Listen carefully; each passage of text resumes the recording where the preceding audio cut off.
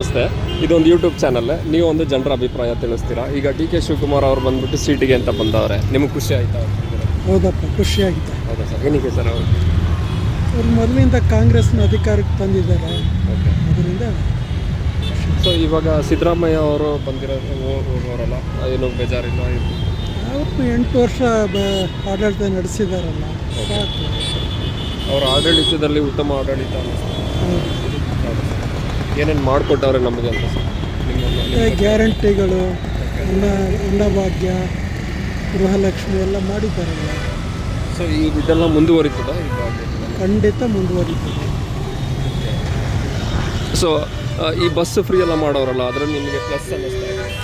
ಅದೇ ಅದು ಮಾಡಬಾರ್ದಾಗಿತ್ತು, ಯಾಕಂದರೆ ಗಂಡಸರಿಗೆ ಸೀಟ್ ಸಿಗೋಲ್ಲ, ಆ ಥರ ಪರಿಸ್ಥಿತಿ ಆಗಿದೆ.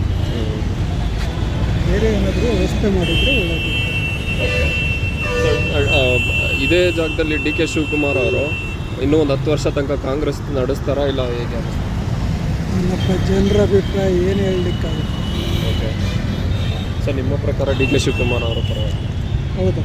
ನೀವು ಯಾವ ಏರಿಯಾ ಅವರು ಸರ್? ಅರವಿಂದ್ ನಗರ. ಅರವಿಂದ್ ನಗರ. ಅಲ್ಲಿ ಯಾವ ಕ್ಷೇತ್ರ? BJP ಅವ್ರದ್ದು. ಹೌದು. ಏನೇನು ಮಾಡಿಕೊಟ್ಟವ್ರೆ ನಿಮಗೆ ಅಂತ? ನಮಗೆ ಅಷ್ಟೊಂದು ಗೊತ್ತಿಲ್ಲ ಅವ್ರ ಬಗ್ಗೆ. ಹೌದಾ? ಏರಿಯಾ ಡೆವಲಪ್ ಆಗಿಲ್ವಾ? ಏರಿಯಾ ಡೆವಲಪ್ ಆಗಿದೆ. Okay okay, thank you.